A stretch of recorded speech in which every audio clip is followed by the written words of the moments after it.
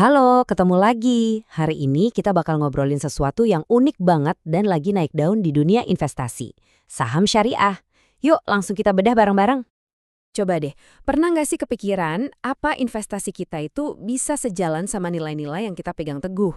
Nah, pertanyaan ini penting banget, karena inilah yang jadi inti dari obrolan kita hari ini. Oke, ini dia gambaran besar perjalanan kita. Pertama, kita bakal kenalan dulu sama konsep berinvestasi dengan iman. Terus, kita intip apa aja praktek-praktek yang terlarang. Habis itu, kita bongkar gimana caranya saham bisa lolos uji syariah, lihat juga kinerjanya pas pasar lagi goyang, dan terakhir, kita cari tahu kenapa orang milih investasi ini yang ternyata lebih dari sekedar keuntungan. Oke, kita mulai dari yang paling dasar ya, berinvestasi dengan iman. Disinilah serunya, di mana dunia keuangan yang canggih ketemu sama prinsip-prinsip fundamental yang usianya udah ratusan tahun. Jadi, saham syariah itu apa sih sebenarnya? Gini deh, ini bukan cuma soal lembaran saham. Anggap aja, ini tiket kepemilikan di sebuah perusahaan yang cara kerjanya itu udah sesuai sama hukum Islam.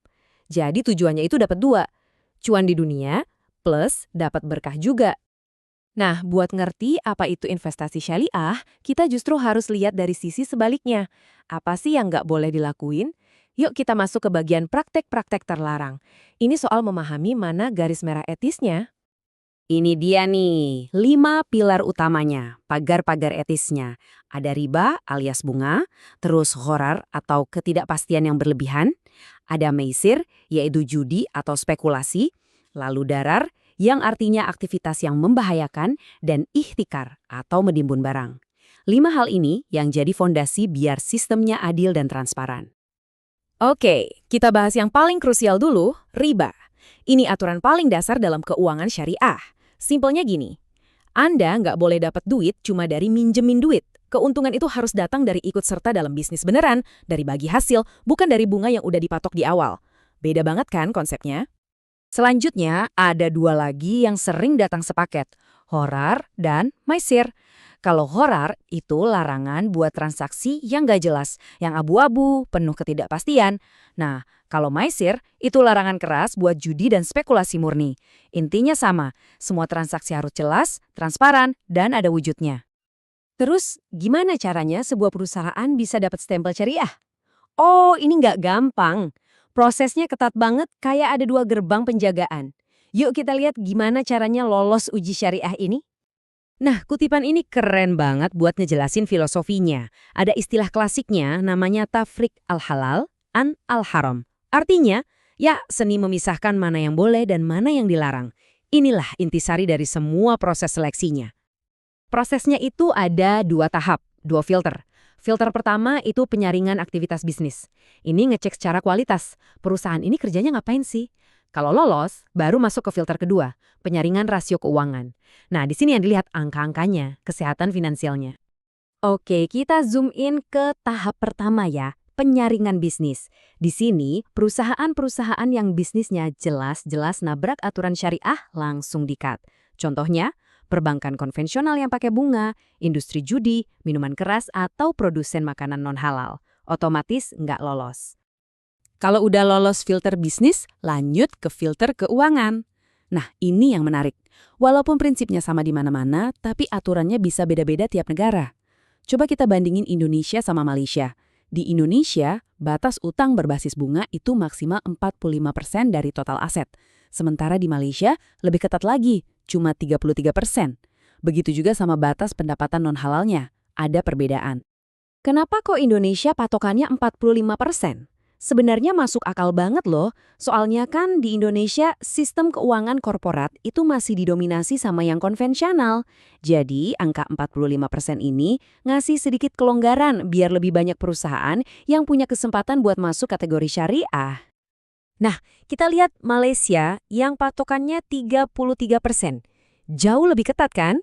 Ini nunjukin standar yang beda. Bisa jadi ini karena pasar keuangan syariah mereka itu udah lebih dewasa, jadi pilihan pendanaan syariah buat perusahaan juga lebih banyak. Oke, aturannya udah jelas, proses seleksinya ketat. Tapi yang paling penting buat investor kan gimana performanya, cuan nggak? Nah, ini dia pertanyaan besarnya. Yuk, kita masuk ke bagian 4, kita lihat kinerjanya di bawah tekanan. Seberapa tangguh sih saham-saham ini di dunia nyata? Satu hal yang paling kelihatan itu soal ketahanannya. Ada data menarik nih, waktu pasar lagi anjlok parah kayak pas awal pandemi COVID-19, ternyata saham-saham syariah ini lebih kuat, lebih tahan banting. Investornya nggak gampang panik dan jual. Sifat defensifnya ini jadi nilai tambal yang luar biasa. Nah, ini dia perbandingan yang bikin mikir dan penting banget buat investor. Di Indonesia, saham syariah itu performanya cenderung ngalahin saham dosa, kayak saham rokok atau miras. Kenapa? Ya karena sentimen investor lokal kuat banget. Tapi, coba lihat Malaysia. Kebalikannya, justru saham dosa di sana yang performanya lebih bagus. Ini bukti nyata kalau sentimen pasar lokal itu pengaruhnya gede banget ke kinerja saham. Wajib jadi pertimbangan. Oke, kita udah bahas apa itu saham syariah dan gimana prosesnya. Sekarang, kita sampai ke pertanyaan terakhir dan mungkin yang paling dalam. Kenapa? Yuk kita masuk ke bagian terakhir, lebih dari sekedar keuntungan, buat ngebongkar motivasi sebenarnya di balik pilihan investasi ini. Lihat deh data ini. Ternyata motivasinya seimbang banget. Ada 40% yang milih karena alasan keyakinan atau religiusitas, tapi ada 40% juga yang murni karena pengen untung maksimal. Ini nunjukin mereka tetap investor yang rasional. Nah, sisa 20%-nya ini lebih dalam lagi. Mereka didorong oleh prinsip etika yang lebih luas, yang namanya maqasid syariah, atau tujuan untuk kebaikan bersama. Dan prinsip-prinsip ini nggak cuma berlaku buat saham loh. Kita ambil contoh sukuk atau obligasi syariah. Beda banget sama obligasi biasa. Kalau obligasi biasa, itu kan surat utang. Kita ngasih pinjam duit. Kalau sukuk, kita itu kayak punya bagian dari sebuah aset atau proyek nyata. Jadi yang kita dapat bukan bunga, tapi bagi hasil dari keuntungan proyek itu. Kerennya lagi, keuangan syariah ini nggak diam di tempat, tapi terus berkembang. Inovasi paling barunya itu ada yang namanya Green Sukuk. Coba bayangin, ini instrumen buat mendanai proyek-proyek yang ramah lingkungan. Disinilah prinsip syariah ketemu sama tujuan mulia ESG global. Klop banget kan? Jadi setelah kita bedah semuanya, dari prinsip dasarnya sampai gimana performanya di pasar, ada satu pertanyaan besar yang tersisa.